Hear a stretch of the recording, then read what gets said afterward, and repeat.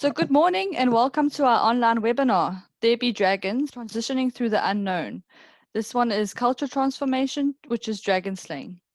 My name is Sarah Haffenden and I'm the Marketing Communications Manager at UKZN Extended Learning, also known as UEL. So in case you are unfamiliar with UEL, we are the continuing education unit of the University of KwaZulu-Natal and we offer all the short courses on behalf of the university. So we are offering these webinars as we are in full support and compliance with the directive of a national lockdown, which was issued to address the COVID-19 pandemic. So we have embraced the changes and have launched a number of projects aimed at providing free access to learning materials during this lockdown period. So our online webinars is one of these projects. So today's webinar forms part of a 4-part series entitled There Be Dragons, Transitioning Through the Unknown. So this is part 3, Cultural Transformation, Dragon Slaying. Part 1 and Part 2 are available on our website. And our webinars will continue throughout June on Tuesdays and Thursdays, and then from July will be offered once a week on Tuesdays. So please take a look at our final slide at the end of this webinar for further details on upcoming webinars, or you can visit our website at www.ukznextendedlearning.com. So please note that due to the nature of this webinar, we will not be able to address raised hands and questions throughout the presentation. So please post all your comments and questions in the Q&A box, and these will be addressed at the end of the webinar. So we'll also allow for live questions at the end. So for this option, you just raise your hand if you have a question, and then you can ask it live. So I'd now like to introduce you to our guest speaker for today, Zinhle Mpangoza. So Zinhle is a seasonal organizational development specialist, a digital transformation and cultural strategist. She has spent the past decade understanding organizational behavior and facilitating solutions that transform their way of being, policies and processes that, when implemented, profoundly improve operational effectiveness and competitive advantage. So her professional experience and exposure is a mix of digital change management, cultural, and leadership development. Her expertise and experience emanate from working in major consulting firms and across industries such as the public sector, retail, mining, and financial services. So Zinhle is a doctoral candidate researching the future of work. She is deeply passionate about her role of supporting organizations design human-centric innovations by leveraging organizational culture, employee engagement, and effective change management. She specializes in the identification and transformation of belief systems that restrain business and personal progress, and she is a recipient of the 2018 Inspiring 50 Award for Women in STEM. So Zinhle is currently the Transnet Executive Manager for Group Talent and Transformation. Welcome to Zinhle, and over to you. Good morning, everyone. I hope you are still keeping safe and that you are well and complying to all the COVID-19 protocols. Last week's session was quite an exciting one. I don't know if we've got repeat attendees from last week or if we have a new group of people, but either way, I hope you do enjoy today's session, which is called Dragon Slaying, and it's about culture transformation. And, I opted for the word dragon slaying because, culture always, as most people would say, it eats strategy, it eats structure, it eats everything for breakfast, lunch, and supper if it is not correctly done. So it is in a form a type of a dragon that, if it goes unchecked, it can completely destroy an organization and form a life of its own. And so the slaying part of it is, in a way of how then do we transform this potential dragon if it is left to on its own. So in terms of the things we're covering today, I have a frozen screen. Technology does this. Let's see what happens if I press there. Okay, sorry, just give me a moment. I need to move this pane around slightly. Okay, there we go. Right. So what is culture? And, a lot of people or organizations find themselves having debates around what culture is.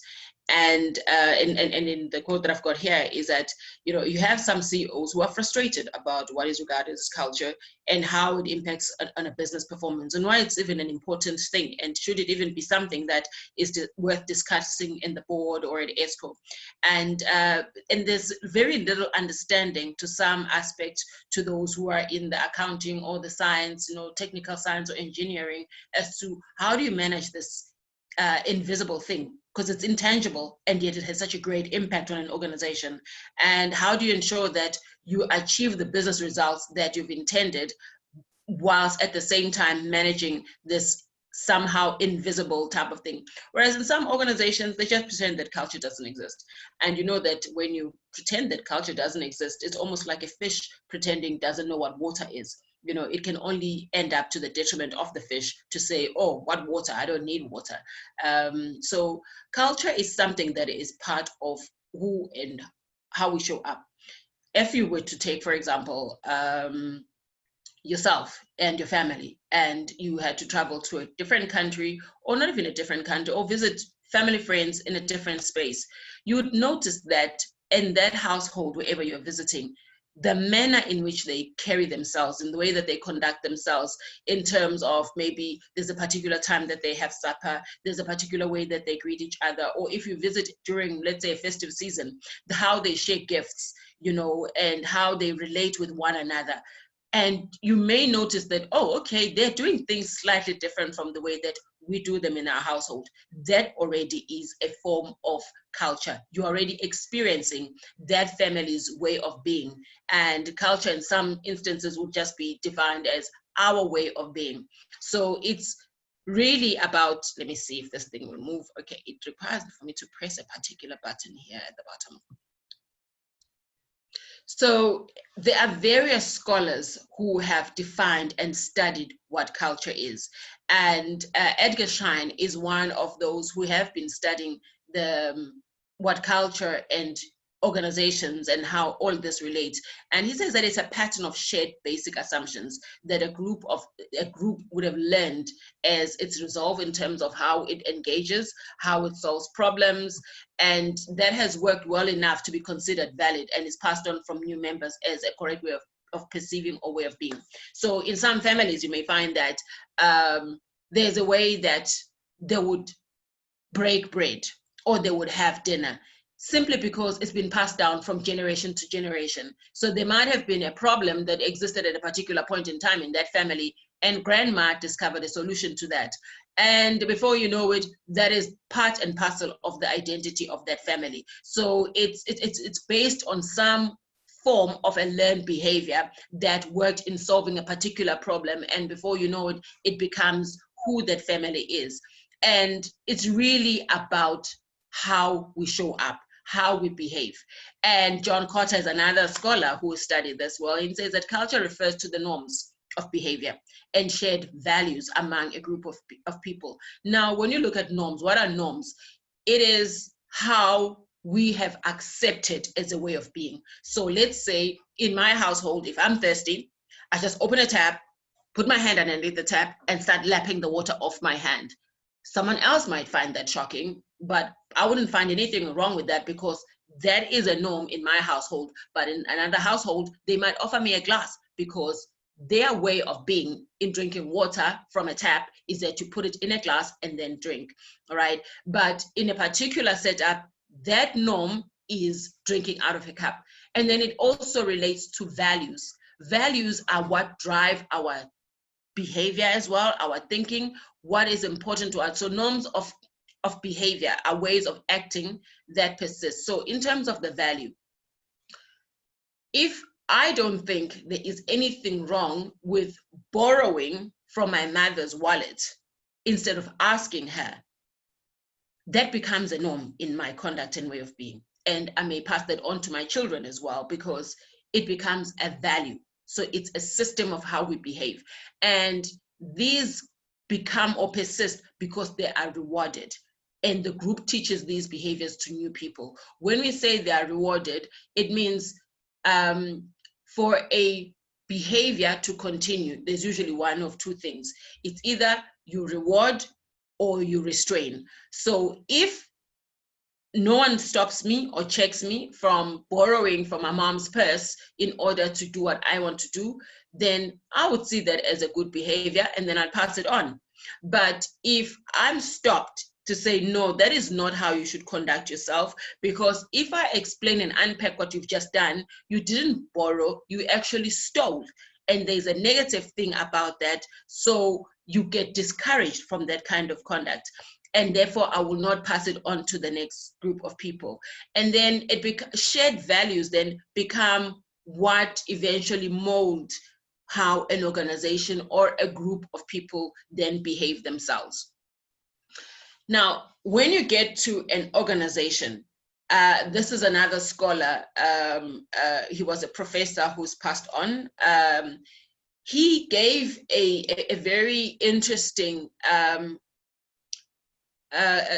example of what or how culture is experienced, and he called it a smell of a place. Now, his view was that the context within which a person finds themselves determines their behavior. And in a work environment, he says that the leaders set a context. And when he explains the context, he used an example of about how he was a professor in Oxford, but he comes from India in terms of his place of birth. And he explained the different smells of places and the different contexts from when he's on holidays, and his preferred place of going on holiday would be to go to Fontainebleau, which is in France, and where there was a lot of greenery, trees, very clean air, very fresh, and a place when you walk through, you feel like leaping with joy and jumping and being excited. And then he had compared that to his birthplace in Calcutta, where it's very hot and very congested and very a sticky type of environment. And the energy between the two places, whereas Fontainebleau, he'd feel very energized, he would feel a lot of joy and obviously very creative whilst he's in that space. Whereas when he's in Calcutta, he would feel very lethargic, very tired. And then this is how he's kind of used this as an example about a context, that it's still the same person, but in the two different setups, his conduct and his behavior is then different. Then it says changing people's behaviors is not about changing people, but it's about changing the context within which they find themselves, the smell of the place. So the smell of Calcutta would be one where it's very, obviously because of congestion, because of the heat, because of, and some forms of uncleanliness, the smell wouldn't be so fresh. The smell would leave you feeling like you want to exit that space. But the other one in the forest is very clean. So his view was that leaders set up that kind of context. And now shifting this into a work setting or a work environment is that a bad context, which is you'd be your Calcutta, is when your management practices that the organization has, how they influence the behavior of the people. So where an environment where, whether it's about strategy, organization, and processes, because it's always part and parcel of where you're finding yourself. But when people feel like the way that the organization is designed, the way that the processes are, they make one feel extremely constrained, and you are not given an opportunity to be innovative. And in terms of how your leaders engage with you, you are basically there complying, and your boss is there to control you, and the relationship with them is just a contractual obligation. So literally, you're only going to the place of work because of the output on the 25th, 27th, 15th, or 30th of the month. So that environment then is not conducive to a productive and engaged employee, because the behavior becomes a little negative because of the context that the person finds themselves.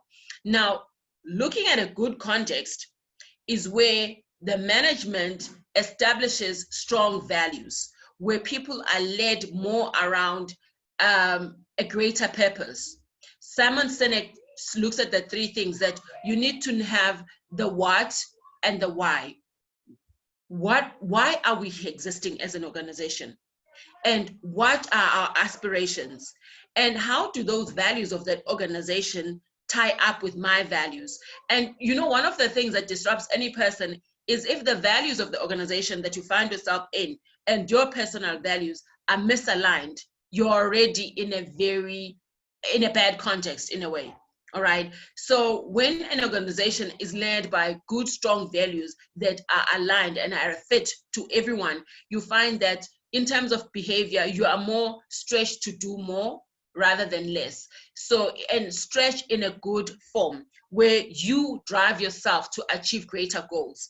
And in terms of the relationship, it's self-discipline. You don't feel like you are being controlled. You are not complying to rules. You want to agree and commit to the organizational direction. And your leader wants to help you to win. So they are there to support you. They are not there with a stick, and you find that you are in a safe place to work. So there is trust. And then therefore creates a type of a context where an organization makes you want to commit and give freely. Now, obviously, now this starts talking to individuals that being an effective leader begins with you. That, as I've mentioned, the same individual will behave differently in two different contexts. And it is because of the quality of management who create the right context around the people to improve their contribution to the company. So obviously, why are we even having the conversation is because culture is such a major factor in terms of an organization's success. When a culture is weak, you'll find the performance of that organization becomes weak. And it has a significant influence in terms of people performance, effectiveness of that, and the morale and productivity of its employees. And I'll show you a study where at Harvard, they conducted a study that shows a causal relationship between a culture and people's performance, and that organization's ability to attract and motivate and retain the right talent. So culture is created by a shared experience, by first leaders who initiate the process of imposing their beliefs.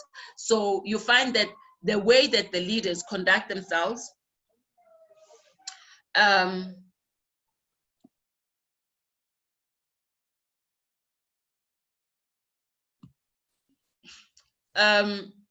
in terms of how their belief system, their values, and examples that I can use around cultures that are influenced by their leaders, be it strong or a weak culture. In the past year, we've seen several organizations collapse because of the cultures. In South Africa, we had the Steinhoff, and in that Steinhoff situation, it was about some leaders and the way of their values and the way of their conduct, all right? We had several companies being dragged into the Zondo Commission. And when you look closely at that, it all was about the values of the leaders in those organizations. And then when you look at organizations that have done well, that have grown, we can use Google, we can use Amazon. It has also been around the culture and behavior that the leaders have put in that place. So it is the leaders who actually set the context in which people find themselves, and it has a huge impact on how then those individuals behave within that particular space. Now, culture, the same way as business, has evolved over the years. In the beginnings, or in the earlier forms, when we got into the Industrial Revolution, we had, and that's why I say with Edgar Schein, he's been studying culture for the last 70 years. And in the past 70 years or so, it has evolved, where initially it just became about what is this curious thing called culture? And it was just only about the values and the norms and the behaviors. And then as time evolved, then they started to connect with the studies that there is a connection between culture and values and behaviors, and that there is a connection between the two things. And then as the evolution continued, then companies started to invest more in, let's say, in technology, where they started to actually evaluate this conception that there may be a connection between a business's performance and a culture. And then they started to introduce employee engagement in terms of surveying that and seeing how strong cultures impact on the customer experience and obviously the bottom line. And that's why you started to see companies such as your Google and Amazon investing so much more in their cultures. And a lot of consulting firms as well have deployed a whole lot of surveys to kind of check and gauge how culture and employee engagement actually have an impact on the bottom line of a business. And then the last evolution, it's now whereby we start looking at culture not merely as about only the values and the behaviors of individuals and leaders, but to actually have a look at culture as a whole business system, and understanding that it can be looked as even as a business risk or an opportunity. It can be a risk, as I mentioned, if it's a weak culture or if it's left on its own to just evolve, all right? It can be an opportunity when a lot is invested into that culture and it is deliberately designed along with the organizational strategy and objectives. And you find even the structure that you design is around that, because you may find that, okay, put in a strategy and you've kind of looked at your culture, but your organizational design doesn't enable what you're looking for. For example, if you're wanting to have an innovative culture, but the structural and governance of your organization are such that for me to come up with a creative thing, I have to go through 3 different lines of management in terms of bureaucracies and memos and everything else, that automatically kills innovation. So now the evolution of culture has looked at it as, what if we looked at it as a business system? And what if we looked at the different change drivers that enabled culture?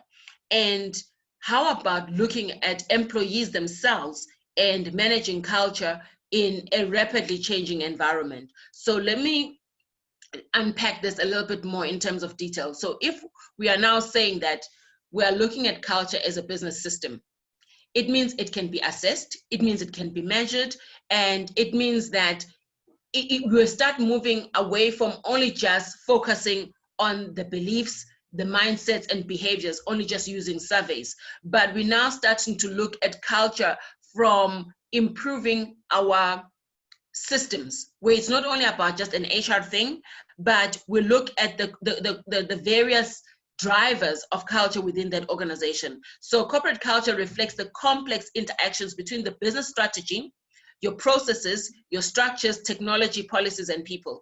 And these interrelated culture drivers form an end-to-end system, where the corporate culture system, which becomes then your corporate culture system. So although leadership behaviors and values are still some of the main drivers of it, but you need to start looking at the ingredients overall, because only focusing on the behavior of leaders is insufficient for you to be able to have a complete transformation. And when we use the word transformation, it's different from change. Change is me taking off this jacket and I've got whatever that's underneath. Change is moving one line manager to another, whereas transformation looks more at the psychology of that business. It looks at the behavior and the psychological construct of that business. So it's more of a longer journey. And that's why then I say, then we start looking at more than just only the leadership behavior, but you look at the holistic system and value chain. So you start to look at how the flow of processes within the organization. So what drivers enable a positive change? So, and if we are looking at it from an in-depth understanding of corporate culture, it requires seeing it from an end-to-end, as I've mentioned, beginning with the vision of that organization, and then looking at the strategy of that organization and how it's linked to the major drivers of your culture from an end-to-end business process outcomes. So it's about constructing an end-to-end system map and stepping back to continuously evaluate the performance of this map against this. So as I've mentioned, that it starts evolving and changing in terms of where do you focus and how do you then shift your culture. So if you look at this picture, for example, if you're saying that, okay, this is a model that we have. We look at the causal factors and then the business metrics. So for example, we start looking at the CEO and the leadership team, how they conduct themselves, how they carry out meetings, how they communicate, how they design the organization itself, and the various processes within that, the strategy that they put in place, the way they conduct themselves, and then the various social networks within the organization, because you find that you've got subcultures and then you've got the bigger culture. What is upheld, what is rewarded, what is recognized, okay? And also then the belief system. What stories do we tell ourselves when we are in this organization? What assumptions do we have about engaging with each other? How do we engage with our leaders and how do we engage with our customers? So what are the formal and informal things? And then in terms of the output of that, then you will notice with the work behavior. How do we treat customers? How do we answer the phone? How are attitudes towards each other? You know, what is permissible in our work environment? And how do we survey our customers? And therefore, then you start looking at the business results. And this is one value chain that I will show you, which is called a service profit chain that comes from Harvard, where they said that culture of an organization, it can be defined as an embodiment of collective systems, as I've already mentioned, beliefs, norms, ideologies, myths, and everything else. And these can motivate or they can become constraints. If you look at this value chain that I've put in front of us, right, it starts with the leadership, as we've mentioned already, that the leaders set that context, whether is it Calcutta or is it Fontainebleau. The way that the leaders themselves conduct themselves and the context they creates an internal experience for employees. So when I'm employed in a particular place, do I feel like I work for an employer who cares for me and who puts my needs above the profits of the organization, or am I just another number? How am I treated? Because then that informs how I feel about the organization, and then that starts to impact on my engagement and my satisfaction. All right, then that is influence about my relationship with the line manager, my relationship with my peers, my relationship with the work. Do I understand what I'm expected to do? Do I get feedback from my line manager? And when I get feedback, do I get guidance? Do I know where the company is going? Do I understand why my job exists? Do I understand why we exist as an organization? Because if I'm satisfied and I'm content with how I'm treated, then it means there is automatically inside of me that employee loyalty. It means I love my job and where I'm working, and I become more loyal. I don't spend half of the time of work looking for employment opportunities elsewhere, or I don't spend my employer's time trying to find other means to make an additional buck, if you can call it that. And therefore that influences my productivity.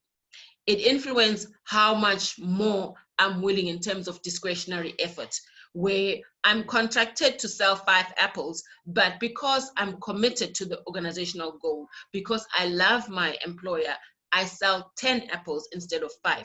And nobody needs to push me to do that. I do it automatically. So, but then what happens? The experience that the customers get, because I'm a happy employee, I love my job, I'm treated very well, I'm made to feel special, then that starts to show in how I engage with the people which are our customers. And that experience then turns into customer satisfaction. So we get repeat business because customers love coming to my Fat Cook shop because they get a Fat Cook and a little bit of mince whilst they're at it at a discount. All right. And what that means then, it becomes customer loyalty and word of mouth grows. And with customer loyalty, it means repeat business. Repeat business means my market share grows because customers will tell other people about me. I don't even have to spend too much time on advertising.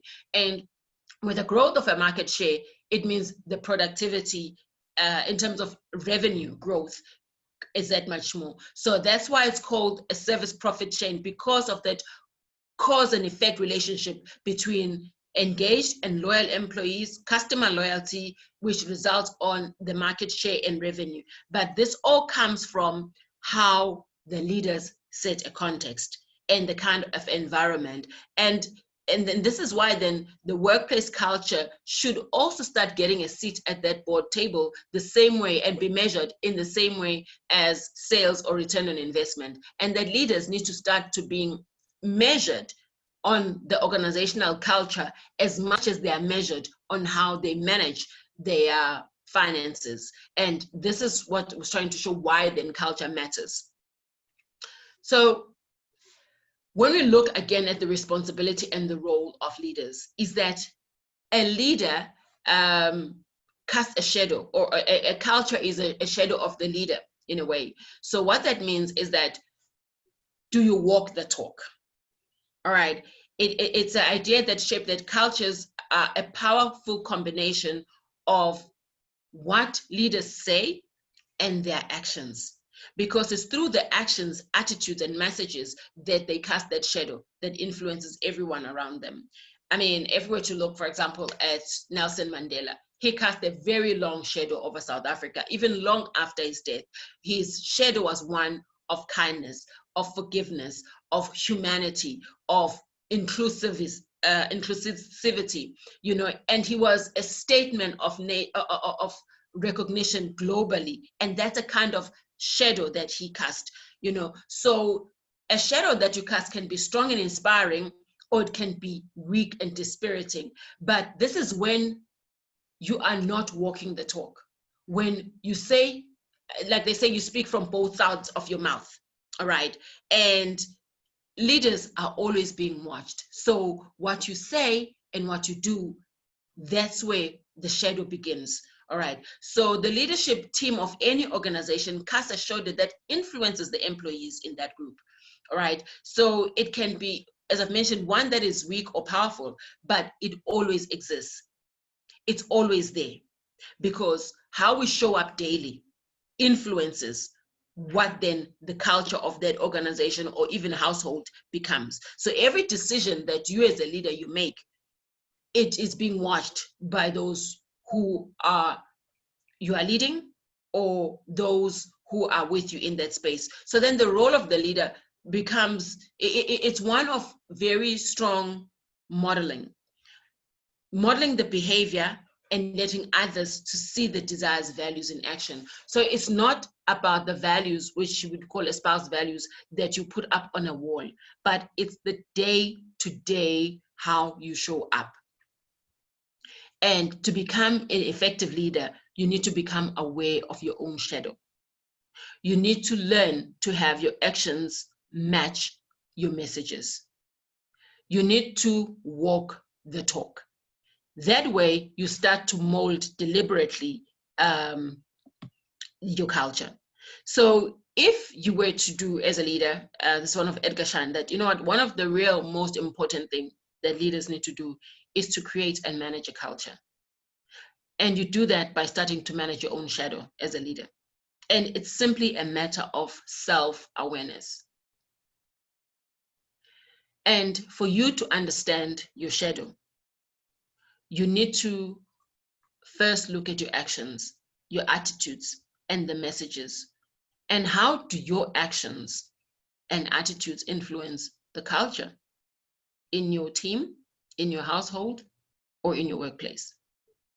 And if you are honest, almost like looking in the mirror, you will identify where your flaws may be. And then you need to start developing a shadow improvement plan. So once you've identified your current shadow, then you need to focus on your strengths and figure out how can you use your strengths to improve on your shadow. So let's say, for example, one of the values that you have in your organization is one of treating people with respect. But as a leader, you have a short fuse, and you have been given sufficient feedback that you use foul language when you've been triggered. Now, that is already contradictory, because if you're a leader and you get triggered and you use a foul language, and one of your values is respect and dignity to those you lead, you've just nullified that value by your conduct.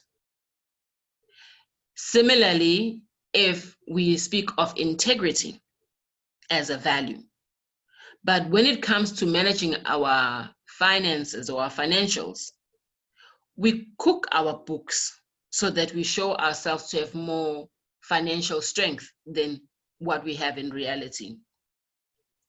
Now, you might think that, no, the employees can't see that, but you do publish your financials. And maybe they have a view of what's going on. And remember, you're not working alone. You don't put those financials by yourself.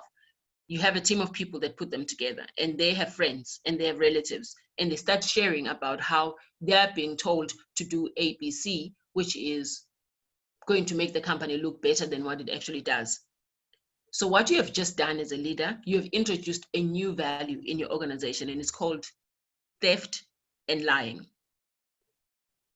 It might not sound related, but if you look closely at that, because in cooking your books, you are lying about the true value of your organization. And if the intention is to get more investors, it means you've stolen from those investors. So when your employees start stealing time from you, like showing up late and making up a story about traffic, it's related to the bigger thing that you've done. So that's what I'm talking about the shadow, about what you say versus what you do, and how what leaders do end up actually being the culture that is lived in an organization. Now, if you're talking about being an employer who cares, it requires that the leaders lead with empathy. It requires that leaders are not afraid to not have all the answers. It means leaders are not afraid to allow juniors to actually lead on certain projects, to lead on certain initiatives, because they have more insight to that than what they have.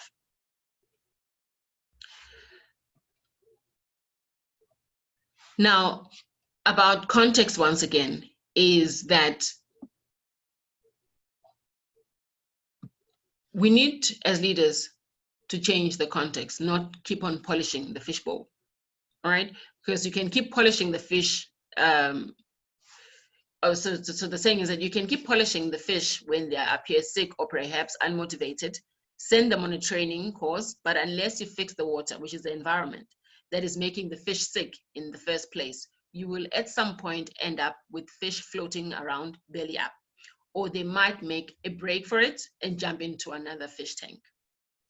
So Sarah, I'm just wondering if right now might not be a good time to just ask that question about leaders and their role in culture.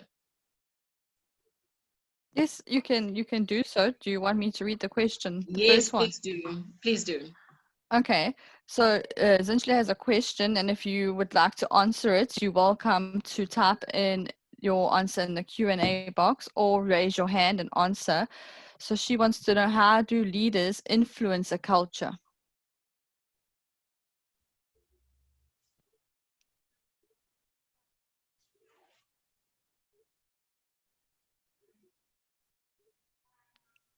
So if anyone wants to give their feedback, you can raise your hand or type something in the chat or Q&A box. Or maybe it can be a reflection point, and towards the end, you guys can give your answers, because I'd like to see what you're picking up in terms of how then do leaders influence a culture, and how do you see yourself? What's the second question, please, Sarah? So the second question is, what must exist to change, alter, and enrich a culture? All right, so the second question is, considering context, what would need to change or alter for any culture of an organization to shift or to be transformed. So I'd like to know, maybe towards the end, if you're still mulling over it right now, in terms of the role that leaders play, as well as what would need to change for any culture to be transformed. All right. I keep forgetting the right button to move over here. There we go. So I'm also cognizant of time. It goes so quickly, I tell you, man.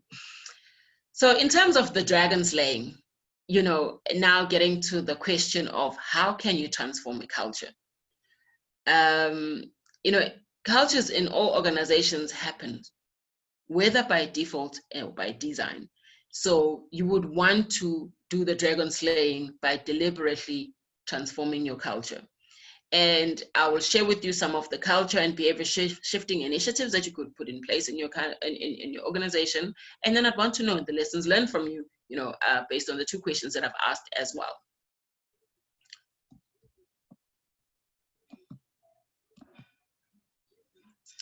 So generally, the perception out there about culture is that it's almost left up to individuals within an organization to determine the territory of that organizational culture. And sometimes it's left to chance, or that it's an HR problem. And I think from the evolution of culture that I've shared with you, you'll realize that it's not necessarily just an HR problem. And I'll show you a framework that shows how there are so many touch points of culture within an organization, okay? And that culture is the single biggest lead indicator to profit and market share of your organization. So one of the things, obviously, is that if you look at that service value, profit value chain, is that how your culture is in an organization is a big indicator in terms of how your profitability and market share of your organization would be. And lastly, is that culture can actually be defined and it can be measured. So let's have a look at C. So if you were to transform your culture, I've kind of put it in almost like a race. The first part is you would want to determine, for example, with the examples I'm going to share now, it's coming from my organization in terms of what we've done, right? So the first part is to identify your culture index and set targets. So what I mean by that is you want to assess, where are we? What exactly is our culture? So if culture was a person, would I be a dysfunctional individual? Would be a psychotic individual? Would I be, so you need to first determine what exactly are you, all right? What kind of landscape? And so within Transnet, we had to first determine through a survey of what culture do we have? And there are different kinds of cultures. You get power cultures, you get support culture, you get a very competitive cultures, and it normally depends on what environment at times you may be in that will tell you the kind of culture that you have. And then you'd want to then align that to organizational strategy and design. So bureaucratic organizations tend to have a lot of a power culture. And power culture, it means you are leading from positional title. And it's about command and control. And you may find that then it minimizes the amount of innovation that happens and the collegiality that happens in that. Then the second part then becomes, once you've identified what kind of culture do I have, and you've set a vision of where do you want to go in terms of your organizational strategy, then you'd want to remold that context, and you already know what the context I'm talking about, and the conditions and the behavior. So you'd want to develop procedures to teach, practice, and internalize the desired behavior, including cascading and embedding the values and behaviors, and obviously living up to those.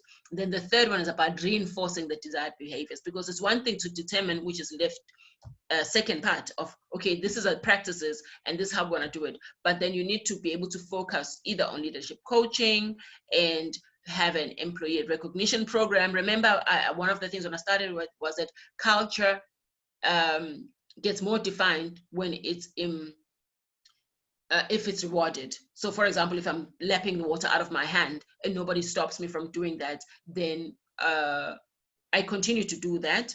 and it becomes a norm. Then the last one is, how do you track and monitor for consistency? So you can't just let it be. So you need to be able to watch for those points that require reinforcement for your desired culture to stay. Sure, time is going so quickly. Okay, is that the one already? Okay. And then in terms of some of the ideas that I've put out to share with you, is because if you look at just the culture and behavior, so in terms of living the values, how do you remove them from being on the wall to becoming something that is personal? You can create storytelling, because stories evoke emotions and are powerful and effective means of connecting with people in various ways. So when you start, whether you put these in sharing them on employee videos, or you put them in a magazine, an internal magazine, or in a mobile, where employees start to actually tell stories around how living their values or the organizational values, how they've made them part of who they are. And we almost create a competition around the different stories around how you're living your values. The second one is about, when you find your tribe. So how do you create tribes across the different teams, across the different organization, around how to excel and around, so how to make it competitive? All right. So make it realistic. People so for example, if you look at Facebook and social media, people want almost immediate recognition, instant gratification. And so that if you can gamify some of your values and some of the things that you hold dear. And in Transnet, we've got something that was called a safety league, because that was one of the values we wanted to promote, obviously being in a space of logistics and moving. So we created what is called a safety league, and where different departments would compete. And almost like how, you have your PSL soccer leagues or rugby and whatever else. So where you create different cultures and tribes, and we create systems to compete against each other in upholding that particular culture. So that's another way of doing it. And the other one was about a call to action. So where you want to start, let's say maybe a culture of accountability. So how do you inculcate that? Or even right now with COVID-19, where you want to call to action, where a person, let's say, you can count on me to wear my mask, you can count on me to be responsible for myself, you can count on me to adhere to the various protocols, that I take ownership for the environment I want to find myself in. And then, because we start saying that it starts with me, it starts with you, it starts with us, and then it becomes a collective move. So you want to create things that are going to nudge your behavior towards the way you want to be. And then when I looked at, okay, that's the part that I missed. So in terms of a transformation framework, and that's why I said to you, it takes more than just looking at behaviors only. So for example, the first thing you'd want to know is that, do we know our why? Why do we exist as an organization? That's very important. So have the leaders given a strategic direction? And are they inspiring and motivating employees to deliver against that strategic goals as trusted connectors? Because remember, again, I said, your people want to trust you, and that's a shadow. So in setting those goals, are you a trusted leader? And then the second part, do you live according to your values? And as mentioned, that I'm using examples with Transnet, where we have a culture charter. All right. So how are you holding up to that? Are you walking the talk? And then the third one becomes, how are we empowering our people to be fully engaged? Do we give them the kind of performance measures and feedback? So that becomes about your performance management. How is that done in the organization? And then your recognition and reward philosophy. Do you reward and remunerate appropriately? Do you create a culture of appreciation when people feel motivated to perform and go the extra mile? Where you're able to just say thank you and kudos to people, all right? And the structure of your organization, is it designed to be able to deliver accordingly? Are roles designed, and even the job content, is it sufficient to keep people engaged? And is it sufficient to encourage for collaborative way of delivering? Or is your performance evaluation or performance philosophy such that is a dog eat dog? I'm going to get on top of everybody else. I'll climb on top of everybody else so that I can be the guy at the top, because then that becomes a culture that's toxic. So you even look at how you remunerate your people. And also, in terms of building your capacity, are your people sufficiently capacitated, and are they developed regularly for them to reach their full potential? Do you ensure that you've got the right people at the right place the whole time in terms of your talent management? And then lastly, do you focus on continuous improvement and innovation in your workplace? And then do you have that agility as an organization? Are your leaders responsive to change? I mean, all of us with COVID-19 have had to be very responsive towards change. So do you see when I say that with the way that culture has evolved over the years, it starts moving away just then focusing on behavior and conduct, but also starts looking at the other touch points of the employee value chain in the organization, from having a strategic direction up to a point whereby your leaders are very, there's a lot of agility in that, and that I've mentioned in terms of the various nudges that you can have. And then in closing, really the culture of any organization is still shaped by the worst behavior that the leader is willing to tolerate. So it means, do we call it each other out in terms of how we behave and conduct ourselves? So in terms of time, sure, gosh, man, it just goes so quickly. An hour is never enough. All right, so let me take the answers to the questions that I did ask in terms of your understanding of the role of leaders and what needs to be in place, or what needs to change or need to be done differently for any culture, or that dragon called culture, to be slayed if it is a bad culture. Sarah, handing over to you in terms of assisting with those questions and answers or comments. Okay. So we have had some feedback to your questions. So Lance says individual awareness and intentional behavior changes culture.